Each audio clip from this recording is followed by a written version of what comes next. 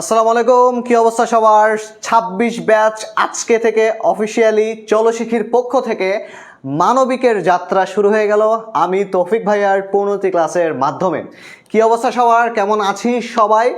অনেক দিন পরে লাইভে দাঁড়াইলাম, বলা যায় অনেক দিন পরেই, কারণ হচ্ছে ২৫ ব্যাচ তো চলে গেছে আর ২৬ ব্যাচের অফিসিয়াল যাত্রা তো আমাদের মনি ভাই শুরু করলো ৭টার ইংরেজি ক্লাসের মাধ্যমে, আর মানে কম্পালসারি যাত্রাটা, আর মানবিকের যাত্রাটা আমি শুরু করতেছি এখন। তো আশা করি তোমরা সবাই ভালো আছো।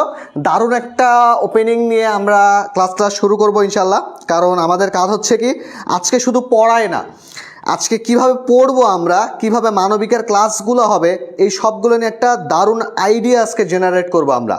ঠিক আছে? মনে হয় সবার আমার কথা শুনতে পাচ্ছ। শুনতে যদি পেয়ে থাকো তাহলে অবশ্যই আমাকে জানাতে হবে। অনেকে সালাম দিচ্ছে, সবাইকে ওয়ালাইকুম আসসালাম।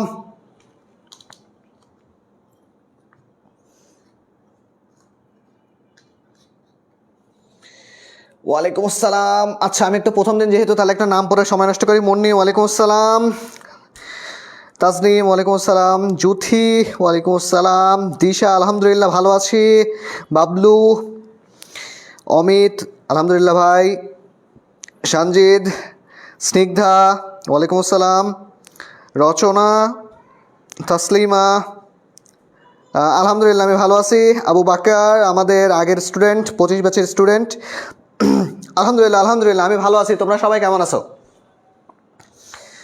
আমি ভালো আছি, তোমরা সবাই কেমন আছো? দেখো, আমাদের ক্লাস করার মেইন উদ্দেশ্য কি? আমাদের ক্লাস করার মেইন উদ্দেশ্য, আজকে এই স্লাইডটা কিন্তু নতুনভাবে সাজানো হয়েছে, অর্থাৎ ২৬ ব্যাচ মানে নতুনভাবে স্লাইড সাজানো, নতুনভাবে ক্লাস শুরু হওয়া। তো আজকে ক্লাসের মাধ্যমে ইনশাল্লাহ এই জিনিসটা তোমরা দেখবা যে পৌরনীতি প্রথম পত্রের বা পৌরনীতি একটা সাবজেক্টকে আমি তোমাদের তৌফিক ভাইয়া কিভাবে পড়াই, কিভাবে পৌরনীতি পড়তে হবে, কিভাবে কমন আসবে। এবং আরেকটা জিনিস আমাদের মাথায় রাখতে হবে যে আমরা কিন্তু ২৬ ব্যাচ এবং আমরা ফুল সিলেবাসে পরীক্ষা দিব। তো শর্ট সিলেবাসের ক্ষেত্রে কি হতো, আমরা নির্দিষ্ট টপিক বেসড পড়তাম, কিন্তু ফুল সিলেবাসের ক্ষেত্রে আমাদেরকে সবগুলো টপিক পড়তে হবে, সবগুলো টপিক মাথায় রাখতে হবে। তো এই জন্য আমাদের কাজ একটু ডিফিকাল্ট, কারণ আমাদেরকে প্রিপারেশনটা আরেকটু ভালোভাবে নিতে হচ্ছে। ঠিক আছে?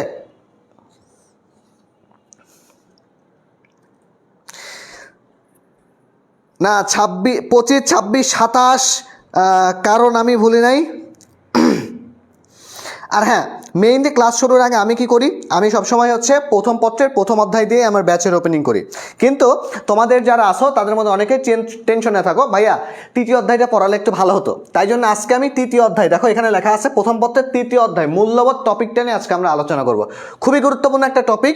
আশা করতেছি আজকের ক্লাসটা করার পরে তোমাদের পৌরনীতি, সুশাসন প্রথম পত্রের তৃতীয় অধ্যায় নিয়ে কোনো ঝামেলা হবে না, তোমাদের এটা ফেস করতে হবে না যে আলটিমেটলি ভাইয়া এটা বললে লাভ হবে, এটা বললে ক্ষতি হবে, মূল্যবোধটা কোনটা, মূল্যবোধ আইন কীভাবে। আর হ্যাঁ, অনেকেই ক্লাসের মাঝখানে বলবা যে ভাইয়া পিডিএফটা দেন, তো পিডিএফ পাবলিকলি দেওয়া হবে না, পিডিএফটা দেওয়া হবে যারা হচ্ছে আমাদের পেইড ব্যাচে, মানে basic to advance batch 5 ongoing enrolment মানে ভর্তি চলছে, সেই ব্যাচে এগুলো সবগুলোর পিডিএফ দেওয়া হবে। তাই এটা নিয়ে যুদ্ধ করবা না প্লিজ, সবার কাছে অনুরোধ আমার। হ্যাঁ, যারা যারা প্রিভিয়াস ব্যাচের স্টুডেন্ট আমি সবাইকে দেখতে পাচ্ছি। তবে হ্যাঁ, ক্লাসটায় যেহেতু আসছি আমরা একটু ক্লাসটা শেয়ার করে সবার মাধ্যমে ছড়িয়ে দেব। মাথায় রাখবা, তোমাদের 3 মাস পরে টেস্ট পরীক্ষা, তোমাদের প্রস্তুতি যদি এর মধ্যে ভালো না হয় তাহলে টেস্ট পরীক্ষার ফলাফলটা কিন্তু অত্যন্ত বাজে হবে। মাথায় রাখবা, টেস্ট পরীক্ষায় বাজে হওয়া মানে কি, টেস্ট পরীক্ষায় ফেল হওয়া মানে তোমাদের ফাইনালে এনরোলমেন্ট করতে দিবে না, ফর্ম ফিল আপ করতে দিবে না। তো তোমাদের প্রস্তুতি এখন থেকে গুছানো লাগবে, আর প্রস্তুতি গুছাইতে হতে পারে বেসিক টু অ্যাডভান্স কোর্স তোমাদের জন্য সেরা। একটু বিজ্ঞাপন দিলাম। ১০ম অধ্যায় পড়াইলে ভালো হতো স্যার, ১০ম অধ্যায়ও পড়াবো পেইড ব্যাচে, সবই যদি এখানে পড়াই তাহলে আমার তো মারি হবে, তাই না? 3 চ্যাপ্টারটা দরকার। হ্যাঁ অবশ্যই, আমরা এখন শুরু করব। আচ্ছা, সবাই চলে আসছে, আমরা পরবর্তী কথা আবার পরে বলবো। আর তোমরা যারা ক্লাসে আসছো তাদের সবাইকে অনেক অনেক ধন্যবাদ। তোমরা ক্লাসটা একটু শেয়ার করে দিবা, সবাই ক্লাসটা একটু শেয়ার করতে হবে। যদি ক্লাসটা শেয়ার করো তাহলে শেয়ার করলে কি কি পাবে এই জিনিসগুলো তো তোমরা জানো, যে আমরা তোমাদের জন্য হচ্ছে টি শার্টের ব্যবস্থা করছি, 100 জন টি শার্ট পাবে, এবং আমাদের পক্ষ থেকে তোমাদের জন্য মোবাইল ফোন, এটা দিয়ে হচ্ছে পড়াশোনার কাজ করতে হবে, অন্য কোনো কাজ করা যাবে না। ঠিক আছে? আচ্ছা, আমরা তাহলে শুরু করছি। হ্যাঁ, আমাদের তৃতীয় অধ্যায় পড়তে গেলে সর্বপ্রথম যে সমস্যাটা তৈরি হবে সেই সমস্যাটার নাম কি? ভাইয়া মূল্যবোধ সম্পর্কে একটু ধারণা দেন। মূল্যবোধ জিনিসটা বুঝতে পারি না। যারা সালাম দিচ্ছে সবাইকে ওয়ালাইকুম আসসালাম একবারে। আমি সবার নাম পড়তে পারতেছি না, এই জন্য আন্তরিকভাবে সবার কাছে আমি দুঃখিত, আই এম সরি। যাই হোক, দেখো প্রথম না কাজ কি? ও হ্যাঁ, আমার নাম হচ্ছে তৌফিক। আমি তোমাদের পৌরনীতি সুশাসন পড়াবো ইনশাল্লাহ। বিগত 3 বছর ধরে আমি পড়াচ্ছি, তোমাদেরও পড়াবো। মূল্যবোধ জিনিসটা কি একটু আলোচনা করি। হ্যাঁ, মূল্যবোধ কি? মূল্যবোধ হলো এমন চিন্তা ভাবনা, নীতি, আদর্শ যা মানুষের আচরণ কর্মকাণ্ডকে নিয়ন্ত্রণ করে। সমাজ জীবনে ব্যক্তিগত সমষ্টিগত আচরণ পরিচালনার জন্য প্রয়োজনীয় নীতিমালাকে বলা হচ্ছে মূল্যবোধ। খেয়াল করে দেখো, এই লাইনটা যখন আমরা পড়লাম আমাদের মধ্যে একটা ধোঁয়াশা কাজ করতেছে। আমরা জিনিসটা এখন বুঝতে পারতেছি না যে আসলে ভাইয়া কি করা উচিত, কিভাবে পড়লে ভালো হবে। মূল্যবোধটা তো এইভাবে বুঝতেছি না, সংজ্ঞাটা কঠিন লাগতেছে। দেখো, এই সবগুলার সমাধান আমার কাছে আছে। কিভাবে আমরা সমাধান করব একটু খেয়াল করো। দেখো, তুমি কোনো একটা ভালো কাজ করছো, ঠিক আছে? তুমি কোনো কি করছো? একটা ভালো কাজ করছো, তাহলে আমরা সেটাকে কোন ধরনের মূল্যবোধ বলবো? তুমি একটা খারাপ কাজ করছো, সে খারাপটাকে আমরা কোন ধরনের মূল্যবোধ বলবো? মানে ভালো এবং খারাপ দুইটাই মূল্যবোধ আছে, কিন্তু আমরা বলবো কোনটা? যেটা ভালো কাজ করো সেটাকে আমরা বলবো কি? ইতিবাচক মূল্যবোধ। ইতিবাচক। যে খারাপ কাজটাকে বলবো আমরা নেতিবাচক। এখন কথা হচ্ছে ভাইয়া তারপরেও বুঝি নাই, আরেকটু ভালো করে বুঝাও। ধরো তুমি চুরি করছো, চুরি করা কি একটা ভালো গুণ? আচ্ছা, যারা মনে করো চুরি করা ভালো গুণ তারা লিখবা ডান হাত। যারা মনে করো চুরি করা একটা খারাপ গুণ তারা লিখবা বাম হাত। ঠিক আছে, তোমরা একটু এটা আইডেন্টিফাই করো যে চুরি করাটা আসলে কি ধরনের গুণ হইতে পারে। মানে সেটা কি ডান হাতের গুণ নাকি এটা বাম হাতের গুণ? দেখো, মূল্যবোধের ইংরেজি প্রতিশব্দ কি? ভ্যালুস। এই দেখো, এই ভ্যালুসের মধ্যে একটা কথা আছে, সেটা হচ্ছে ভ্যালু। ভ্যালু মানে কি? ভ্যালু মানে হচ্ছে অর্থমূল্য। ভ্যালু মানে কি হচ্ছে? অর্থমূল্য। অর্থমূল্যকে আরো বাংলা ভাষায় যদি আমরা কি লিখি, তাহলে কথা হচ্ছে ভাইয়া দাম। মাঝে মধ্যে বলো না যে ভাইয়া আমার কি কোনো দাম নাই, আমার কমেন্ট কেন পড়েন না? এই যে দেখো, দাম নাই কথাটা কি থেকে আসতেছে? ভাইয়া আপনি কি আমার ভ্যালু দেন না? হ্যাঁ, এই মূল্যবোধটা আসছে মূলত এই ভ্যালু থেকে। ভ্যালুস হয়েছে, যার বাংলা প্রতিশব্দ হচ্ছে মূল্যবোধ। তোমার মূল্য মানুষ কখন বুঝবে? যখন তুমি অনেক বেশি ভালো কাজ করবা। তা আমাদের সমাজে আমরা যখন খুব ভালো কাজ করি, ধরো অন্যের দুঃখে দুঃখিত হওয়া, অর্থাৎ সহমর্মিতা দেখানো, অন্যকে সাহায্য করা, অন্যকে খুবই বাজেভাবে না বকা, অন্যের ক্ষতি না করা, কৃতজ্ঞতা স্বীকার করা, এই জিনিসগুলো কোন ধরনের মূল্যবোধ হতে পারে? এগুলো হচ্ছে ভালো মূল্যবোধ। আর যেমন বললাম যে চুরি করাটা কোন ধরনের মূল্যবোধ? চুরি করাটা হচ্ছে খারাপ মূল্যবোধ। তো যেহেতু খারাপ মূল্যবোধ, তাহলে সমাজকে এটাকে মেনে নেবে না? সমাজকে মেনে নেবে না। তাহলে আমরা এখান থেকে সহজভাবে একটা কথায় আসতে পারি, সেটা হচ্ছে যে আমাদের ভালো বা খারাপ, এই ভালো বা খারাপ কাজের যে একটা মানদণ্ড মানে কি? মানে ধরো একটা দাঁড়িপাল্লা, বা যেটা দিয়ে নির্ণয় করব আমরা ভালো এবং খারাপ কাজের যে একটা মানদণ্ড, সেই মানদণ্ডকে আমরা বলবো হচ্ছে মূল্যবোধ। মানে সেটাই মূল্যবোধটা কি করবে? ভালো কাজ করলাম নাকি খারাপ কাজ করলাম, এই জিনিসটা আমাদেরকে বুঝাবে। সরি। তো এই ভালো কাজ এবং খারাপ কাজ যখন বুঝানোর সিস্টেমটা কি হবে? সেটার নাম হবে হচ্ছে আমাদের মূল্যবোধ। সবাইকে এতটুকু পর্যন্ত মূল্যবোধটা বুঝতে পারছো? আমাকে একটু জানাবা।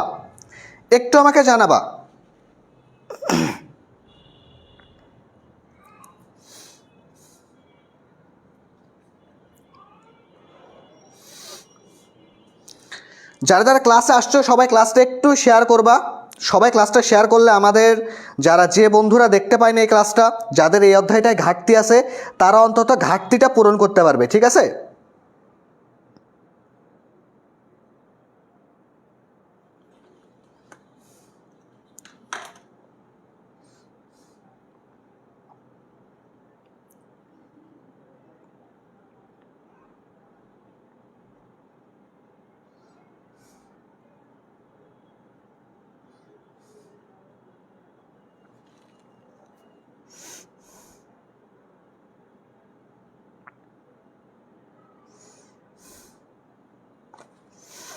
বুঝতে পারছি, হ্যাঁ আমরা কাকে কাকে বুঝতে পারতেছি বলতেছে।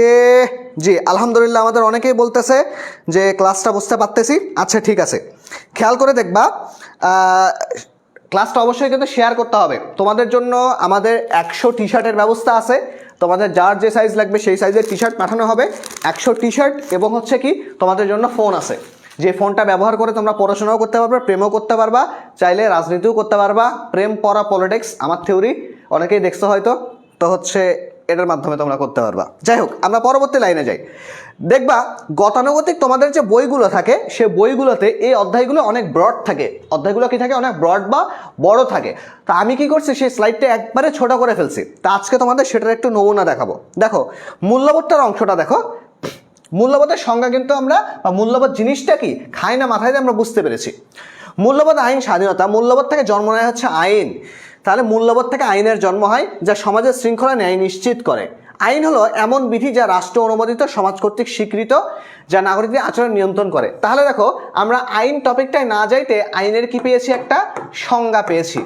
আইনের একটা সংজ্ঞা পেয়েছে। জন লক বলেছে, যেখানে আইন নেই সেখানে স্বাধীনতা থাকতে পারে না। এই উক্তিটা খুবই গুরুত্বপূর্ণ। এই এমসিকিউটা বারবার তোমাদের টেস্ট পরীক্ষায় চলে আসে। মাথায় রাখবা, তোমাদের পরীক্ষায় এক বা দুইটা কিন্তু উক্তি থাকতে পারে, এবং এই উক্তিগুলো কিন্তু নৈবর্তিক আকারেও থাকতে পারে, এই উক্তিগুলো ক নাম্বারেও থাকতে পারে। অর্থাৎ এগুলো এমসিকিউতেও থাকতে পারে, এগুলো ক নাম্বারেও থাকতে পারে। খুবই গুরুত্বপূর্ণ। যে অংশগুলো মার্ক করব পটাপট স্ক্রিনশট নিয়ে নিবা, লিখতে সময় লাগবে, স্ক্রিনশট নিতে অন্তত একটু তাড়াতাড়ি হবে।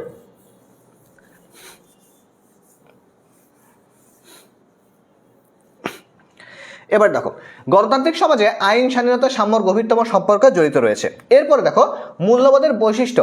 প্রশ্নটা খ নাম্বারের জন্য খুবই গুরুত্বপূর্ণ। প্রশ্নটা খ নাম্বারের জন্য গুরুত্বপূর্ণ। আসলে তোমাদের প্রশ্নগুলো কি হবে, তৃতীয় অধ্যায় থেকে মূল্যবোধ টপিকটা থেকে, তৃতীয় অধ্যায় মূল্যবোধ টপিকটা থেকে একটা সিকিউ আসতে পারে। তো তোমরা এই টপিকটাকে স্টার মার্ক দিয়ে রাখবা, অবশ্যই স্টার মার্ক দিয়ে রাখবা, ঠিক আছে? তৃতীয় অধ্যায় থেকে মূল্যবোধ টপিকটা খুবই দারুণ একটা টপিক কিন্তু। দেখো এখানকার যে প্রশ্নটা আছে মূল্যবোধের বৈশিষ্ট্য, এটা খ নাম্বারের জন্য একটা গুরুত্বপূর্ণ প্রশ্ন, 26 ব্যাচের জন্য বলছি। 26 আমি যা যা এখানে লিখে দিব তোমার খাতায় বা নোটে তোমার এগুলো থাকতে হবে, কারণ পরবর্তীতে এই জিনিসগুলো দেখে দেখে তুমি পড়বা। দেখো প্রথম কথা হচ্ছে মূল্যবোধের বৈশিষ্ট্য আমরা কয়টা পাইলাম? 3টা বৈশিষ্ট্য পাইলাম। সামাজিক মাপকাঠি, ভালো মন্দ, উচিত অনুচিতের বিচার নির্ধারণ করে। তাহলে মূল্যবোধটা জানার মাধ্যমে আমাদের কি হবে, সামাজিক একটা মাপকাঠি কিংবা একটা পরিমাপক হিসেবে কাজ করবে। যেটা কি করবে, যেটা ভালো মন্দের বিচার করবে, উচিত অনুচিতের বিচার করবে। এরপরে সেতু বন্ধন। কীরকম একটা সেতু বন্ধন? সেতু কি করে, দুইটা সাইডকে কানেক্ট করে। মানে একটা নদীর দুইটা সাইড আছে, মাঝখানে একটা সেতু বসাই দিলে কি করবে, রাইট অ্যান্ড লেফট দুইটা হচ্ছে কি কানেক্ট করে দিবে। তো সেই কথা এখানে বলা হচ্ছে যে মানুষের মধ্যে ঐক্য এবং সামাজিক সংহতি সৃষ্টি করে। আচ্ছা, যদি এটা এমসিকিউ আকারে আসে যে মানুষের মধ্যে ঐক্য এবং সামাজিক সংহতি তৈরি করে কি, কিংবা ক নাম্বারে আসে, তাহলে কিন্তু অনেকেই কিন্তু আটকায় যাবে যে এই যে ঐক্য এবং সংহতি জিনিসটা আসলে কে তৈরি করে? মানুষ তৈরি করে, মসজিদ তৈরি করে, রাষ্ট্র তৈরি করে, জনগণ তৈরি করে। কি যেই জিনিসটা এভাবে পড়বে না সে পরীক্ষায় মাস আটকায় যাবে। কারণ প্রশ্নগুলো কিন্তু আমার ক্লাস করলে তোমরা অন্তত এতটুকু শিওর থাকবা যে লাইনের ভেতরে যে এমসিকিউগুলো লুকায় আছে আমি সেগুলোকে টেনে হিসেবে বের করব। এতটুকু অন্তত শিওরটি পাবা, যেটা আমি বের করবই। সেই সব করলে এখানে একটা এবং নৈবেত্তিক পাইলাম। 3 নাম্বার দেখো, নৈতিক প্রাধান্য। আইন না হলেও মূল্যবোধ একটি নৈতিক কর্তব্য যা সামাজিকভাবে গুরুত্বপূর্ণ। দেখো মূল্যবোধটা আইন, ধরো তুমি আমাকে সালাম দিবা নাকি তুমি আমাকে সালাম দিবা না, এটা ডিপেন্ড করতেছে কার ওপর? এটা ডিপেন্ড করতেছে তোমার ওপর। তুমি যদি আমাকে সালাম না দাও আমি কি তোমাকে খারাপ বলতে পারবো? কখনোই বলতে পারবো না। তুমি আমাকে সালাম না দিলা, কিংবা তুমি ভিক্ষুককে ভিক্ষা দিলা না, তো এই ভিক্ষুককে ভিক্ষা দিলা না দেওয়ার কারণে তোমাকে কি পুলিশ এসে ধরে নিয়ে যাবে যে কেন তুমি ভিক্ষুককে ভিক্ষা দিলা না? না, এরকমটা কখনোই হবে না। তো যখন এরকমটা হবে না তখন কাজটা কি আমাদের? কাজটা হচ্ছে যে এটা কোনো আইন না, তবে এটা কি একটা সামাজিক মাপকাঠি। তুমি ভিক্ষুককে ভিক্ষা নাই দিতে পারো, কিন্তু তার সাথে তো তুমি খারাপ ব্যবহার করার তো তোমার কোনো অধিকার নাই। এটা তো তোমার কর্তব্যের মধ্যে পড়ে না, এটা তোমার আচরণের মধ্যে পড়া উচিত না। এই জিনিসটাই মূলত বোঝানো হয়েছে। আচ্ছা, মূল্যবোধের বৈশিষ্ট্য সবাইকে ক্লিয়ার? সবাই একটু বলবে আমাকে, সবাইকে ক্লিয়ার?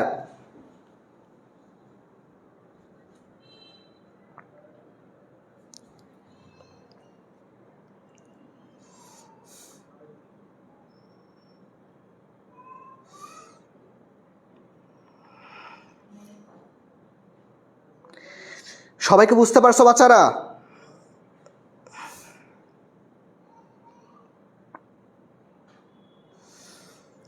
যারা যারা এখনও ক্লাসটা শেয়ার করো নেই, আমি তোমাদেরকে 1 মিনিট সময় দিচ্ছি, তারা একটু ক্লাসটা শেয়ার করবা। শেয়ার করে তোমাদের ফ্রেন্ডদের মাঝখানে তোমাদের যেগুলি স্টাডি গ্রুপ আছে, তো স্টাডি গ্রুপগুলোর মধ্যে ছড়িয়ে দিবা। আর 1 মিনিট একটু আমরা সময় নিব, কারণ আমি নিজেও এখন পর্যন্ত শেয়ার করে নেই। আমি একটু গ্রুপগুলোতে শেয়ার করে দিই। আমরা একটু পড়াশোনা করছি। 1 মিনিট।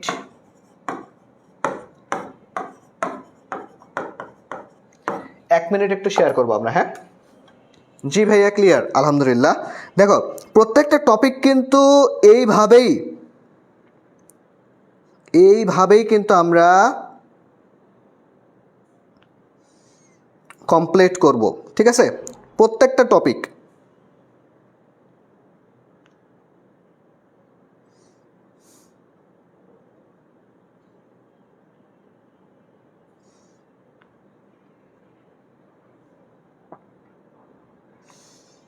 আচ্ছা, অনেকের একটু শেয়ার করতে ঝামেলা হচ্ছে। তোমরা হচ্ছে অ্যাপটা রিমুভ করে, মানে অ্যাপটা থেকে বের হয়ে আবার অ্যাপে ঢোকো, ফেসবুক অ্যাপে, তাহলে সমস্যা ঠিক হয়ে যাবে। মাঝে মধ্যে একটু বাগড়া দেয়, মাঝে মধ্যে একটু বাগড়া দেয়। Share share share.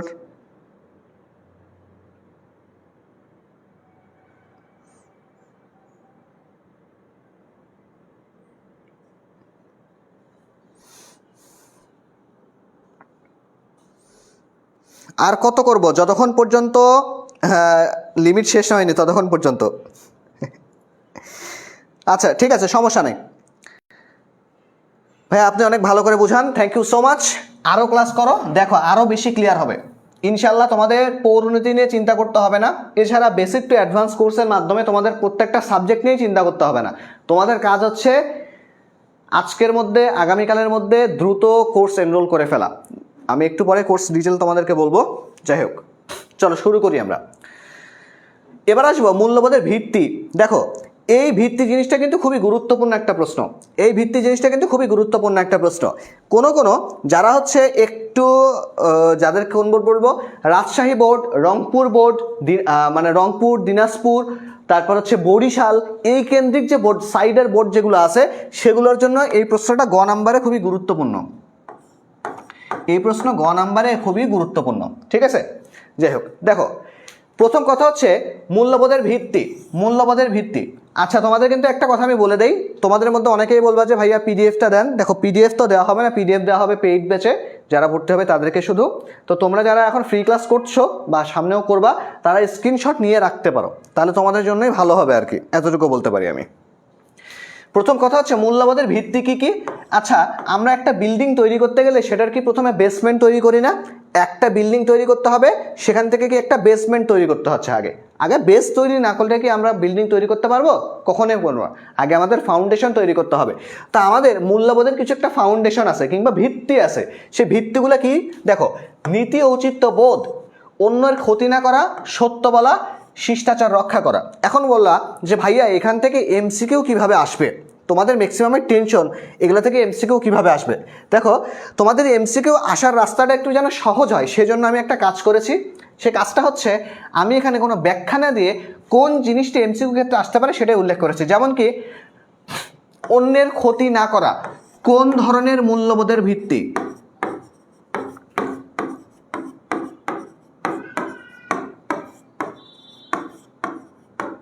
দেখো, কোন ধরনের মূল্যবোধের ভিত্তি? কোন ধরনের মূল্যবোধের ভিত্তি? অন্যের ক্ষতি না করা। তাহলে খেয়াল করে দেখো, এটা কিন্তু আরও অনেকভাবে আসতে পারে। যেরকম কি এটা শৃঙ্খলাবোধের, সহনশীলতা, সহমর্মিতা, শ্রমের মর্যাদা, নীতি ঔচিত্যবোধ, যে কোনো একটা অপশনে আসতে পারে। তুমি যদি এই পয়েন্টগুলো না মুখস্থ করো, অর্থাৎ কার ভেতরে কি আছে, ভেতরের অংশ না মুখস্থ করো, তাহলে তুমি কখনোই পারবা না। কারণটা হচ্ছে, এগুলো হচ্ছে একদম উদাহরণ থেকে তুলে নেওয়া এমসিকিউ। এই জন্য তোমাদেরকে বলছিলাম যে স্ক্রিনশট নিতে, ভবিষ্যতে যেন কাজে লাগে। তাহলে খেয়াল করে দেখো। এরপরে হচ্ছে সামাজিক ন্যায় বিচারের ভেতরে কি আছে? আইনের চোখে সবাই সমান, বৈষম্যহীন বিচার প্রক্রিয়া। শৃঙ্খলাবোধে আছে হচ্ছে সুশৃঙ্খল জাতি সবসময় উন্নতির দিকে এগিয়ে যায়। আচ্ছা, সুশৃঙ্খল জাতি বলতে গেলে পৃথিবীতে একটা দেশের কথা আমরা সব সময় বলি, তোমরা কি বলতে পারবা কোন দেশ সেটা? যারা খুবই সুশৃঙ্খল, যারা খুবই টাইম ম্যানেজমেন্ট করে, একটু বলতে পারবা?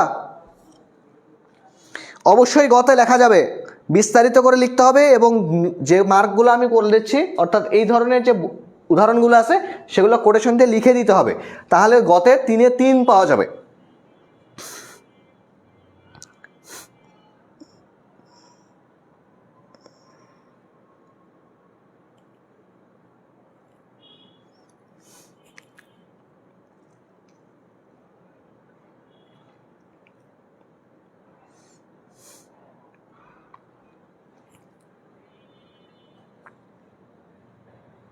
জাপান, হ্যাঁ জাপানের কথাই বলতেছি আমি। তাহলে খেয়াল করে দেখো, তাদেরকে কি বলা হয়? পৃথিবীর সবথেকে শৃঙ্খলাবদ্ধ জাতি বলা হয়। এরপরে দেখো, সহনশীলতা, ভিন্ন মত গ্রহণ করা, সহ্য করার মানসিকতা। আচ্ছা, কেউ তোমার মতের বিপরীতে কথা বলতেই পারে। ধরো তুমি একটা বিতর্ক করতে গেছো, ধরো তুমি কি করতে গেছো? একটা বিতর্ক অনুষ্ঠানে গেছো। বিতর্ক অনুষ্ঠানে যে তুমি এখন দেখছো পাশের যে বক্তারা আছে তারা তোমার বিপরীতে যুক্তি দিচ্ছে, এখন তুমি কি তোমার টেবিল থেকে উঠেছে এরকম একটা, হে আমি বলছি তুই শোনস না কি জন্য, তোকে বলতে বলছি এত কথা ধরস কি জন্য, এমনি যদি বলো তাহলে তো তুমি বিতর্কে জিততে পারবে না। তোমাকে কি করতে হবে? সহনশীল হতে হবে। কারোর সাথে একটা ঝগড়া লাগতেই পারে, তো তুমি তার সাথে কি এমনভাবে কথা বলবা উগ্র হয়ে যাবা? না, তোমাকে সহনশীল হয়ে তার কথা রিপিট দিতে হবে, তার কথা লজিক্যালি ডিফেন্ড করতে হবে। এই লজিক্যালি ডিফেন্ড করার নাম হচ্ছে সহনশীলতা। সহমর্মিতা, অন্যের দুঃখে পাশে দাঁড়ানো, সহানুভূতি দেখানো। শ্রমের মর্যাদা, সব ধরনের কাজকে সম্মান করা, সব ধরনের কাজকে কি করা? সম্মান করা। এক্ষেত্রে সবথেকে গুরুত্বপূর্ণ পয়েন্ট হচ্ছে আইনের শাসন। মূল্যবোধের ভিত্তি থেকে যদি প্রশ্ন আসে তাহলে আইনের শাসনে আমি এখানে যে উক্তিটা উল্লেখ করেছি সেই উক্তি না দিলে কিন্তু খাপ ছাড়া উত্তর হবে। এইটা কিন্তু 100% থাকতেই হবে। কি বললাম? আইনের শাসন, সবাই আইনের অধীনে, কারো পক্ষপাত নয়। এভি ডাইসির মতে আইনের শাসন মানে হচ্ছে সবাই আইনের দৃষ্টিতে সমান, কাউকে বিনা বিচারে শাস্তি দেওয়া যাবে না। মাথায় রাখো, মূল্যবোধের ভিত্তি প্রশ্নটাতে যদি আমরা পয়েন্ট করে লিখি তাহলে অবশ্যই আইনের শাসন পয়েন্টটা উল্লেখ করতে হবে, এবং সাথে এভি ডাইসির যে উক্তিটা আছে উক্তিটা উল্লেখ করতে হবে। মাথায় রাখবা, পরীক্ষার খাতায় তুমি যদি উক্তি লেখো তাহলে টিচার তোমার প্রতি আলাদা একটা অ্যাট্রাকশন ফিল করবে। সবাই কিন্তু উক্তি লিখবে না ভাই, সবার উক্তি মনে থাকবে না। তুমি প্রশ্নটা শুরু করলা একটা দারুণ উক্তি দিয়ে, যেমন এভি ডাইসির একটা উক্তিটা তুমি দিয়ে দিলা, টিচার তাহলে বুঝবে তুমি পড়াশোনা করে আসছো, টিচার বুঝবে তো তোমাকে নাম্বার দিতে হবে। এই জিনিসগুলোর মাধ্যমে আমরা সৃজনশীলের নাম্বার বৃদ্ধি করতে পারবো। আচ্ছা বলো তো দেখি, তোমাদের মধ্যে সৃজনশীল লিখে নাম্বার কম পাও এমন যে ছেলেমেয়েরা আছো তারা লিখবা বোতল। যারা যারা সৃজনশীলে নাম্বার মানে অনেক লিখছো তারপরেও নাম্বার কম পাচ্ছ তারা লিখবা বোতল, বয়কারে বো ত আর ল, তারা লিখবা বোতল। একটু কমেন্ট করো তো দেখি।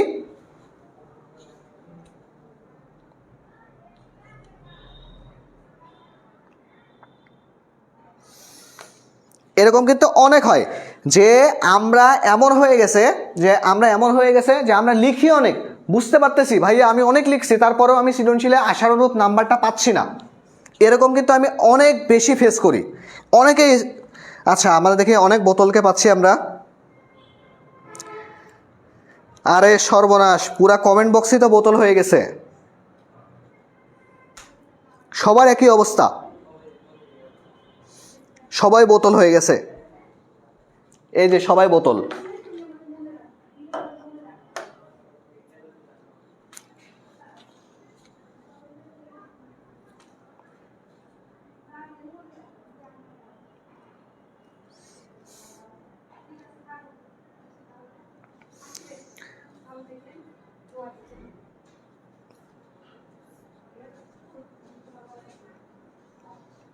আমি অল্প লিখে ভালো মার্কস পাই, কংগ্রাচুলেশন, তুমি ডাবল বোতল।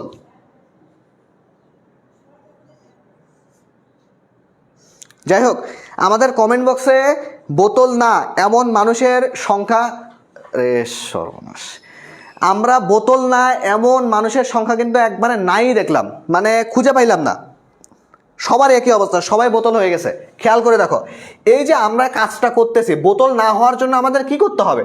বোতল না হওয়ার জন্য আমাদের করতে হবে কি, আমাদের সৃজনশীলটা এমনভাবে লিখতে হবে যাতে আমাদের টিচার মনে করে তোমাকে নাম্বার দিতে হবে। মানে মেইনলি খেয়াল করে দেখো, আমাদের কাজটা কি, আমাদের কাজটা হচ্ছে যে খাতায় অবশ্যই খুব সুন্দরভাবে প্রেজেন্ট করা।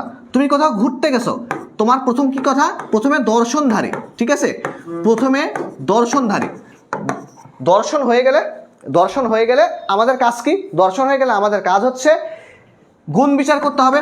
তো যখন গুণটা বিচার করব আমরা, তখন আমাদের কাজ হচ্ছে উক্তি লেখা। উক্তির পাশাপাশি কি লিখতে হবে, উক্তির পাশাপাশি পয়েন্ট লিখতে হবে, ঠিক আছে, পয়েন্ট লিখতে হবে।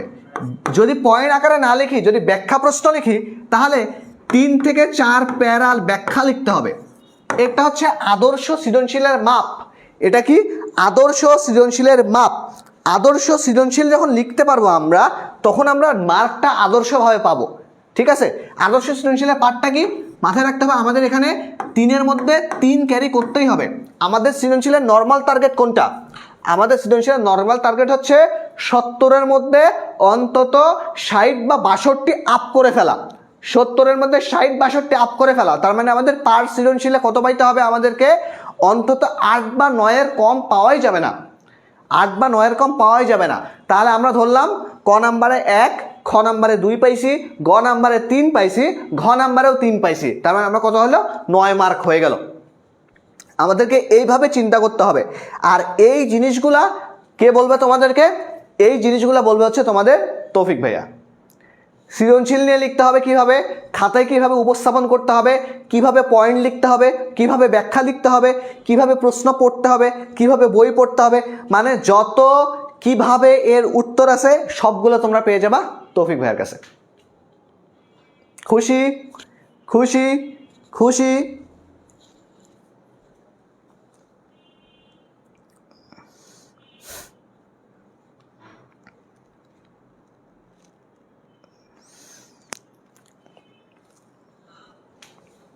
আমি তো 6 পাই না ঠিক মতো লিখতে হবে, তাহলে নাম্বার আসবে।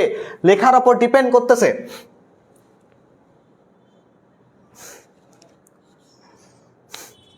আমাদের 25 ব্যাচের স্টুডেন্টরাও এখানে চলে আসছে। তোমাদের সবাইকে শুভকামনা, তোমাদের সবাইকে অনেক অনেক ভালোবাসা, তোমাদের সবাইকে অনেক অনেক দোয়া। আল্লাহ তোমাদের মনের আশা পূরণ করুক। তোমরা অ্যাডমিশন দিচ্ছ,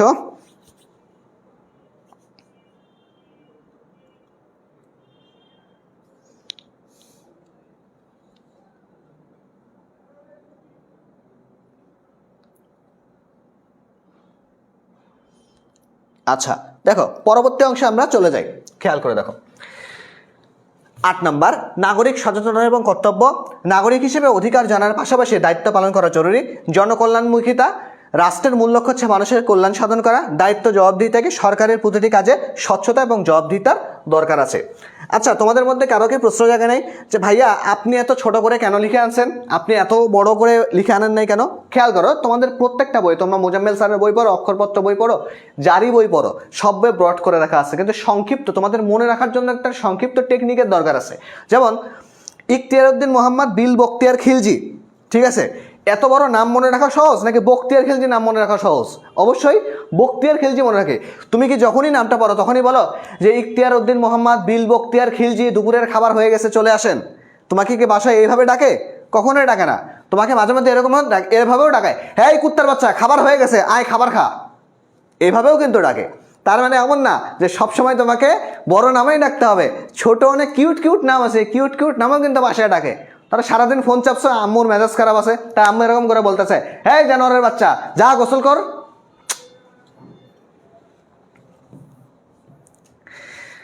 আচ্ছা, এবার দেখো তোমাদের একটা এমসিকিউ এর ছক তোমাদের সামনে উপস্থাপন করলাম। ইনশাল্লাহ এই ছকটা থেকে একটা এমসিকিউ আসবে ইনশাল্লাহ।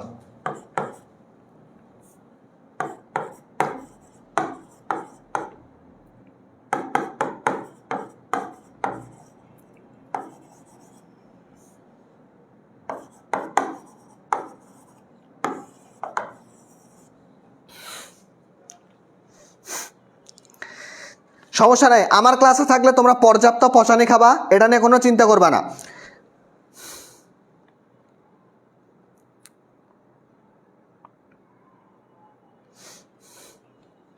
দেখো পড়ার কথা বলে এভাবে, আসলেই তাই।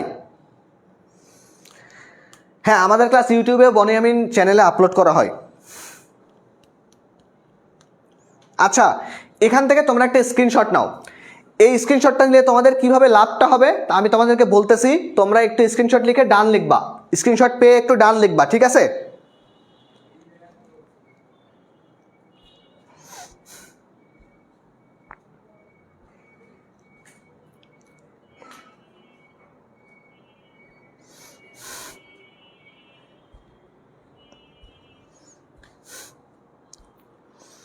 স্ক্রিনশট নিয়ে তোমরা একটু ডান লিখবা, ডান লিখবা। আমি এখান থেকে এমসিকিউ কিভাবে কমন আসবে আমি তোমাদের বলবো।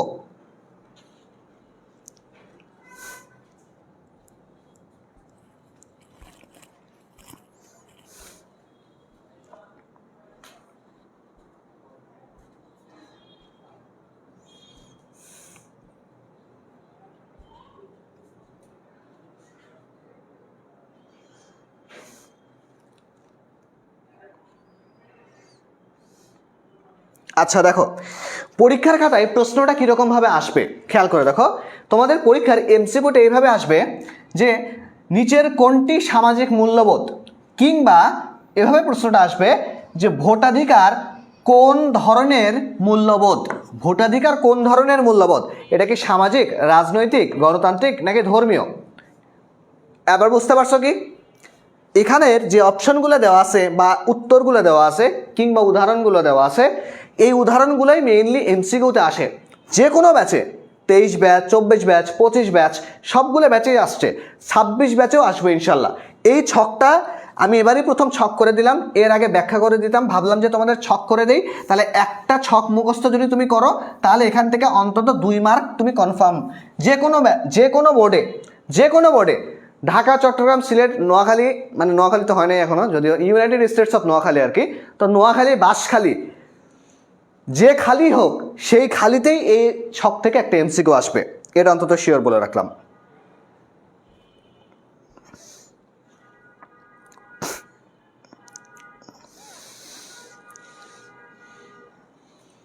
আচ্ছা, এবার পরবর্তী টপিকে যাই। আচ্ছা, এটা তো তোমরা বুঝছো এখান থেকে কি ধরনের এমসিকিউ আসতে পারে। যেরকম তোমাকে বললো যে ভাষা কোন ধরনের মূল্যবোধকে গ্রহণ করে, ভাষা কোন ধরনের মূল্যবোধকে গ্রহণ করে।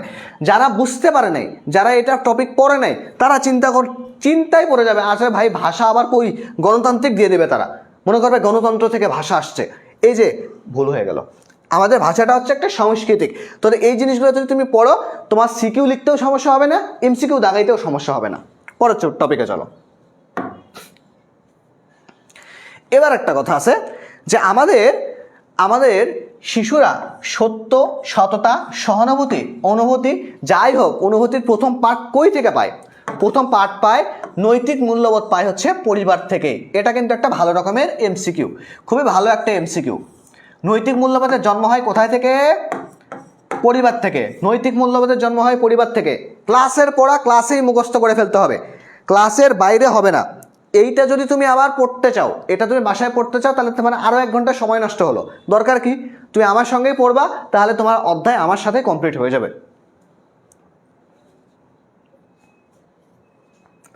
আচ্ছা, তোমাদের এবার একটু আমি অ্যাড প্রমোশন করি। অ্যাড প্রমোশন না করলে তো তোমরা জানতে পারবা না যে ভাইয়ারা আসলে ফ্রিতে পড়াচ্ছে, পেইডে পড়াবে কিভাবে, না পড়াবে, এগুলো নিয়ে তোমাদের একটু আমি জানাই দেই।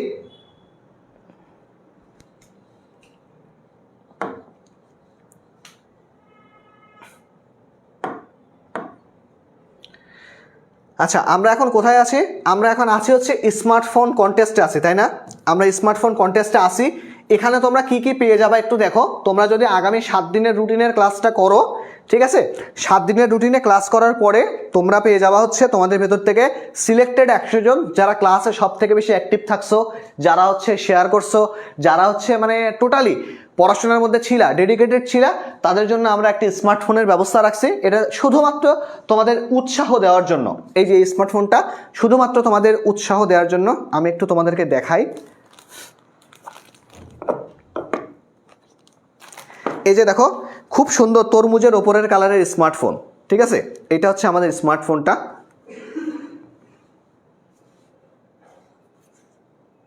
এই স্মার্টফোনটা তোমাদের মধ্যে একজন পেয়ে যাবা। এটা লোভ দেখাচ্ছি তোমাদেরকে, লোভ সবসময় খারাপ জিনিসের হয় না, লোভ ভালো জিনিসের ক্ষেত্রেও হয়। এটা হচ্ছে ভালো জিনিসের লোভ, এটাতে তুমি আরামসে ক্লাস করতে পারবা, ইজিলি করতে পারবা, প্যারা ছাড়া, ঠিক আছে। তো তোমার জন্য খুব সুবর্ণ একটা সুযোগ, যাদের ফোন ভেঙে গেছে, যাদের কাছে ফোন নাই, ফোন চালাতে ঝামেলা হয়, তাদের জন্য খুবই ভালো একটা সুযোগ আছে ফোনটা হাতেই নেওয়ার জন্য। আর এরপরে যাদের টি শার্ট অনেক পছন্দ, অনেকের দেখবা অনেকের ফোনের প্রতি কোনো লোভ নাই, ঠিক আছে, কিন্তু টি শার্টের প্রতি ভালো লাগে, কারণ একটা প্ল্যাটফর্মে এতদিন ধরে আসে, টি শার্ট পাইলে ভালো লাগবে। তো এই মেইনলি টি শার্টটা সেই জন্যই, ঠিক আছে। এটা হচ্ছে চলো শিখির টি শার্ট। তো এই টি শার্টটা হচ্ছে তোমরা পেয়ে যাবা, 100 জন পেয়ে যাবা। দেখো এখানে আবার এই দেখো বেস্ট স্টুডেন্ট অ্যাওয়ার্ড লেখা আছে, ঠিক আছে।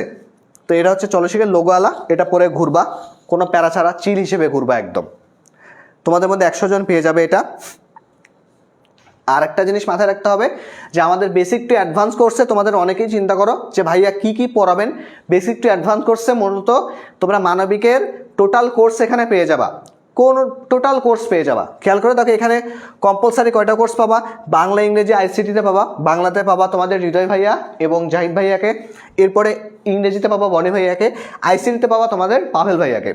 এরপরে মানবিকের দেখো 13টা সাবজেক্ট, বাংলাদেশে 13টা সাবজেক্ট নেওয়ার মতো প্ল্যাটফর্ম এখন পর্যন্ত আলহামদুলিল্লাহ নাই, আমরাই প্রথম এবং বর্তমান। তো এই 13টা সাবজেক্টের ভেতর থেকে তুমি যে কোনো তোমার 4টা সাবজেক্টকে চুজ করতে হবে, মানে তোমাদের কলেজে যে 4টা সাবজেক্ট পড়ো তোমরা, অবশ্যই পৌরনীতিকে রাখবা, কারণ আমি না থাকলে তো আর হচ্ছে না। আর এরপরে দেখো কোর্স ফি একটু দেখে নাও তোমরা, যে তার কারো যদি মনে হয় যে ভাই আমার মানবিকের সাবজেক্টগুলো হয়ে গেছে, আমার শুধু কম্পালসারি কোর্সের দরকার আছে, তোমরা কম্পালসারি এনরোল করবা। 3000 টাকার কোর্স ফি 1530-এ পেয়ে যাবা তোমরা। আবার যে কোনো একটা সাবজেক্ট তোমার যদি মনে হয় যে ভাইয়া আমি হচ্ছে ভালো লাগতেছে না, আমি শুধু পৌরনীতিটা নিব, ভাই আমি শুধু অর্থনীতিটা নিব, ভাই আমি শুধু মনোবিজ্ঞানটা নিব, তাহলে তোমাদের জন্য 990 টাকা। এরপরে মানবিকের 4টা গ্রুপ সাবজেক্ট আছে, সেটা হচ্ছে 1900 টাকা, 1990 টাকা। এরপরে যে কোনো একটা গ্রুপ সাবজেক্ট নিতে গেলে 700 টাকা। আচ্ছা মাথায় রাখবা কম্পালসারি, এটা কিন্তু কম্পালসারি, এই দুটো হচ্ছে কম্পালসারি। মানে তুমি যদি বাংলা ইংরেজি আইসিটি নাও তাহলে 990 লাগবে, যদি তুমি গ্রুপ সাবজেক্টের যে কোনো একটা নাও তাহলে 750 টাকা লাগবে। অর্থাৎ যদি তুমি পৌরনীতি নাও 750 লাগবে, তোমার যদি মনে করো শুধু অর্থনীতির দরকার আছে তাহলে 750 টাকা দিয়ে এনরোল করতে পারবা, তোমার ব্যাপার সেটা। তবে আমি পার্সোনালি সাজেস্ট করব তোমরা হচ্ছে আমাদের কম্বো, মানে টোটাল যেটা প্যাকেজ আছে টোটাল প্যাকেজটা নিয়ে নিবা। সেটা হচ্ছে তোমার বান্ডেল কোর্সে এখানে বাংলা ইংরেজি আইসিটি সব গ্রুপ সাবজেক্টের 4টা, সবগুলো মিলে হচ্ছে কত, মাত্র 2990 টাকা। আমি তোমাদেরকে এখানে যদি দেখাই দেই তাহলে খেয়াল করে দেখবা যে সহজ কথায় আমাদের 2990 ভাগ হচ্ছে কয়টা সাবজেক্ট আমরা পাবো, আমরা এখানে টোটালি হচ্ছে 4টা গ্রুপ সাবজেক্টের পাবো হচ্ছে 8টা কোর্স। এরপরে হচ্ছে বাংলা 2টা, তার মানে 10টা, ইংরেজি 2টা, তার মানে হচ্ছে 12টা, আইসিটি একটা, মানে 13টা। আমাদের 13টা সাবজেক্ট হচ্ছে 13 দিয়ে ভাগ করলে কত হচ্ছে 230 টাকা। তার মানে একটা পত্রের জন্য, অর্থাৎ পৌরনীতির প্রথম পত্রের জন্য তোমাকে খরচ করতে হচ্ছে কত কম টাকা। তাহলে এটা তোমাদের জন্য একটা ভালো অপরচুনিটি। আর যারা হচ্ছে এখন পর্যন্ত এনরোল করোনি তারা এনরোল করতে পারবা, কোনো সমস্যা নেই। আর মেইনলি তোমাদের এখন যদি তোমরা এই কোর্সটা কমপ্লিট করে ফেলো তাহলে তোমাদের পরবর্তীতে যে অন্তত চিন্তা করার কোনো কিছু হবে না যে ভাইয়া কিভাবে কোর্স পড়বো, কিভাবে টেস্ট পরীক্ষা পড়বো, কিভাবে বা অন্য বিষয়গুলোতে আগাবো, ঠিক আছে। আর এটা হচ্ছে আমাদের ফ্রি ক্লাসের রুটিন। এই ক্লাসগুলো করার মাধ্যমে তুমি কি করবে, এই ক্লাসগুলো করার মাধ্যমে তুমি হচ্ছে আমাদের সহজভাবে টি শার্ট এবং মোবাইল ফোন জিতে যেতে পারো এই ক্লাসগুলোতে সর্বোচ্চ অ্যাক্টিভ থেকে। আর এরপরে হচ্ছে আমাদের বেসিক টু অ্যাডভান্স কোর্সে ভর্তির নিয়মটা এখানে দেখো। তোমরা জাস্ট এখানে বেসিক টু অ্যাডভান্স কোর্সে ভর্তি হতে গেলে তোমাদের বিকাশে যাবা, বিকাশে যে পেমেন্ট অপশনে যাবা, পেমেন্ট অপশনে বিকাশের মার্চেন্টে গেলে এই 2টা নাম্বারে তুমি যা খুশি সেন্ড মানি করে ফেলো, বা যে মানে তোমার যেটা সুবিধা হয় সেটাই তুমি করে ফেলবা। এরপরে অবশ্যই কোর্সের টাকা পাঠানোর পরে ফর্ম পূরণ করবা, ফেসবুক গ্রুপে অ্যাড হওয়া। ফর্ম পূরণ গ্রুপে হাজার লিঙ্ক দেওয়া আছে, সেখান থেকে তুমি ফর্ম পেয়ে যাবা, ফর্ম পেয়ে তুমি হচ্ছে গ্রুপে অ্যাড হয়ে যাবা। তো প্রসেসটা খুব বেশি কঠিন না, আর তোমাদের জন্য অপরচুনিটিটা ভালো আর কি। তো অপরচুনিটি যেহেতু ভালো, তো তোমাদের উচিত এখন থেকে কোর্সের জন্য প্রস্তুতি নেওয়া, কারণ একটা ভালো প্রিপারেশন তোমাকে টেস্ট পরীক্ষার জন্য প্রস্তুত করবে। মাথায় রাখবা, তোমার একটা টেস্ট পরীক্ষায় তুমি যদি কত ভালো করবা তা ডিপেন্ড করতেছে, মানে টেস্ট পরীক্ষার রেজাল্টের সঙ্গে এইচএসসি পরীক্ষার খুব ভালো একটা কানেকশন আছে। কানেকশনটা কীরকম খেয়াল করো, তুমি যদি টেস্ট পরীক্ষায়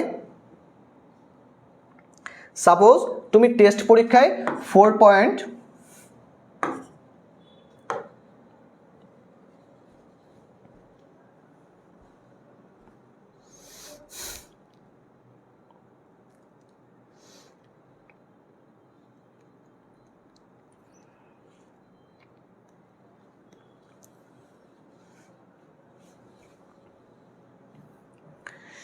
মাথা রাখবা, তুমি হচ্ছে টেস্ট পরীক্ষায় পাইছো 4.00, 4.00 পাইলে তুমি এইচএসসি পরীক্ষায় যে পাবা কত, সর্বোচ্চ পাবা 4.40।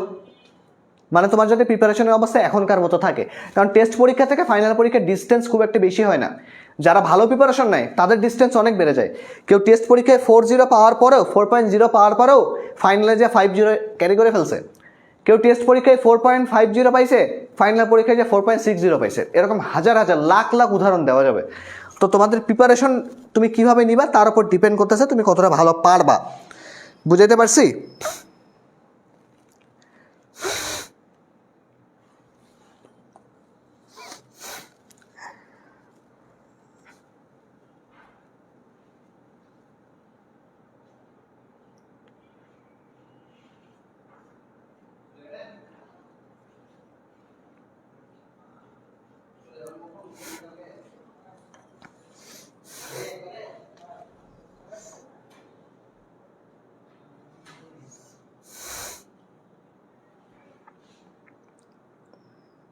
আচ্ছা ঠিক আছে, চলো আমরা তাহলে এখন আমাদের টপিকে ফিরে যাই।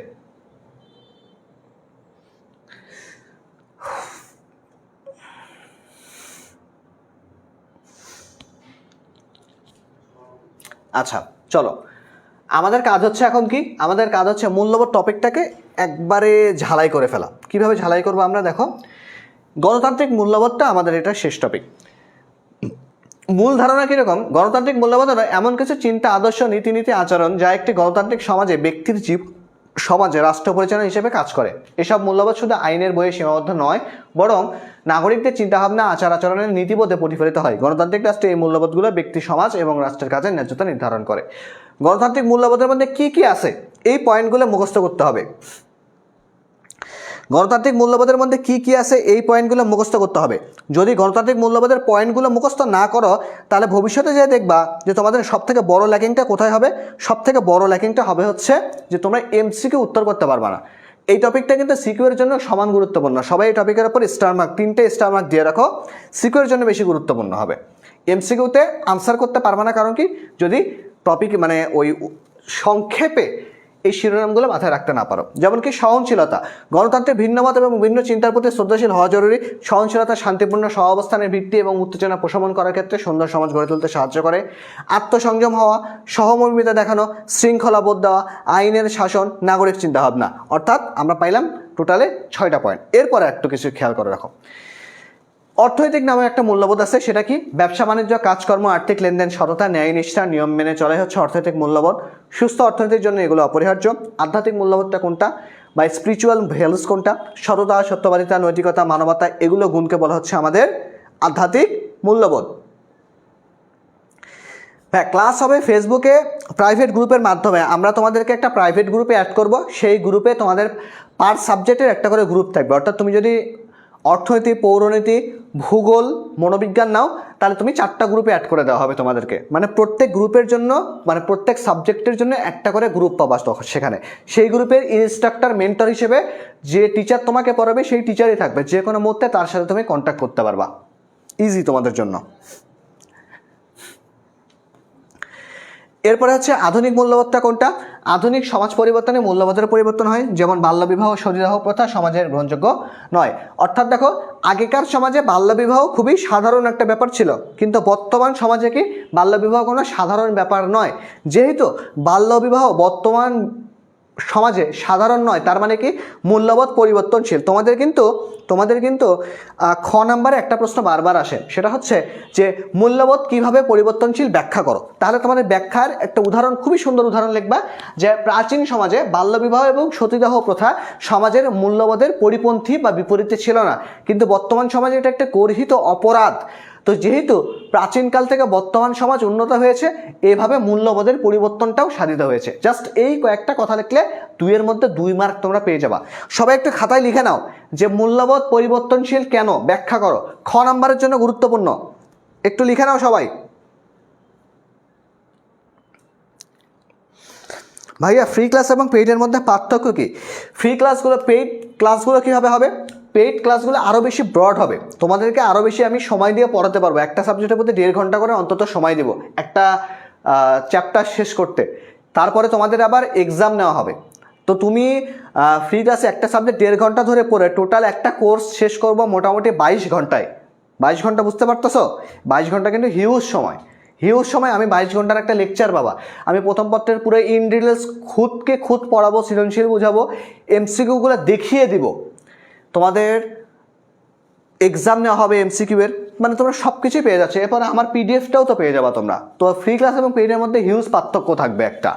তবে অবশ্যই আমার ফ্রি ক্লাস করো, পেইড ক্লাস করো, সবগুলো তোমার জন্য সমানভাবে ইফেক্টিভ হবে, তোমার জন্য ইফেক্টিভ হবে।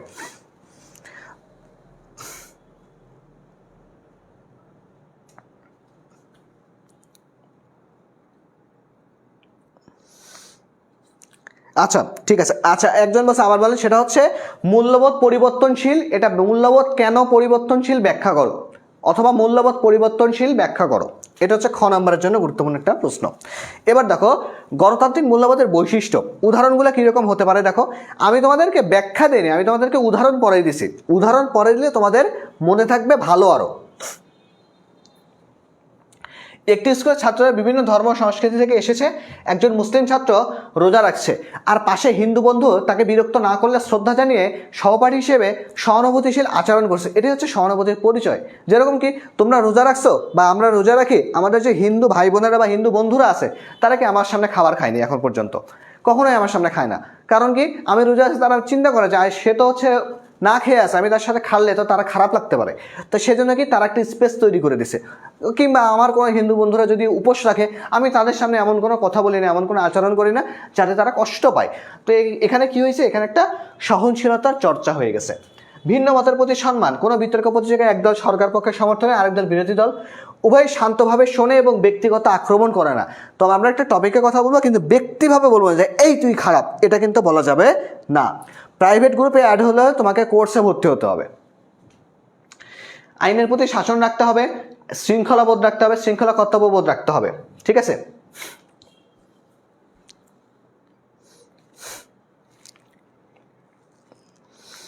এক্সাম হবে সেটা প্রাইভেট ব্যাচে হবে, পাবলিকলি হবে না।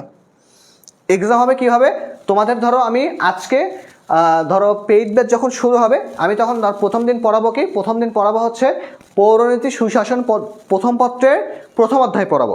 প্রথম পত্রে পড়ানোর পরে আমি তোমাদের বলবো যে আগামী দিন তাহলে প্রথম পত্রের পরীক্ষা হবে। তোমাদের সেই প্রথম পত্রের উপর 30 মার্কের একটা পরীক্ষা অনুষ্ঠিত হবে। এই 30 মার্কের পরীক্ষা তুমি যখন অনুষ্ঠিত হয়ে যায়, তাহলে হয়ে গেল হচ্ছে তুমি এই অধ্যায় সম্পর্কে 30টি এমসিকিউ এর মধ্যে তুমি কতটা পাচ্ছ, সেটা তোমাকে কি একটা যাচাই বাছাইয়ের একটা প্রক্রিয়া তৈরি হয়ে যাচ্ছে। কি হচ্ছে? যাচাই বাছাই প্রক্রিয়া হয়ে যাচ্ছে। এটাকে আমরা বলতেছি হচ্ছে এক্সাম প্রসেস। এটাকে আমরা কি বলতেছি? Exam process. খ নাম্বারের জন্য মূল্যবোধটা খ নাম্বারের জন্য গুরুত্বপূর্ণ।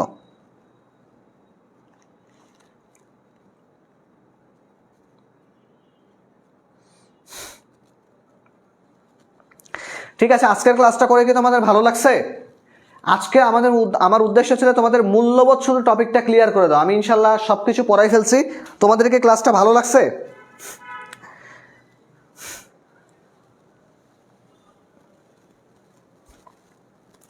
আলহামদুলিল্লাহ। আমাদের হৃদয় ভাইয়া চলে আসছে। ওয়ালাইকুম আসসালাম হৃদয় ভাইয়া। আমাদের হৃদয় ভাইয়া অত্যন্ত দারুণ বাংলা প্রথম পত্র পড়াবে তোমাদের ইনশাল্লাহ। খেলা হবে হৃদয় ভাইয়ার সাথে তোমাদের। আলহামদুলিল্লাহ, ভালো লাগছে। ঠিক আছে, আলহামদুলিল্লাহ, আমি অনেক খুশি তোমাদেরকে পেয়ে। তোমরা এতক্ষণ আমার বকবক সহ্য করছো। তাহলে খেয়াল রাখবো কি আমরা যে বেসিক টু অ্যাডভান্স কোর্সের বেসিক টু অ্যাডভান্স 5.0 কোর্সটার কিন্তু এনরোলমেন্ট চলতেছে। তোমরা দ্রুত কোর্সটা এনরোল করে ফেলো এবং সাথে সাথে একটা জিনিস মাথায় রাখবা যে এই কোর্সটার মাধ্যমে তোমাদের টেস্টের আগে তোমাদের প্রিপারেশন সম্পূর্ণ ডান হয়ে যাবে, ঠিক আছে? তোমরা ইজিলি চিল হয়ে পরীক্ষা দিতে পারবা। তো সবার জন্য শুভকামনা, সবার জন্য অনেক অনেক ভালোবাসা। আশা করি এই শর্টকাট টেকনিকগুলো তোমাদের খুবই ভালো লাগছে। দারুণ কিছুর সঙ্গে দেখা হবে আবার দারুণ ক্লাস নিয়ে। ততক্ষণ পর্যন্ত সবাই ভালো থাকো, সবাই সুস্থ থাকো। আসসালামু আলাইকুম, আল্লাহ হাফেজ।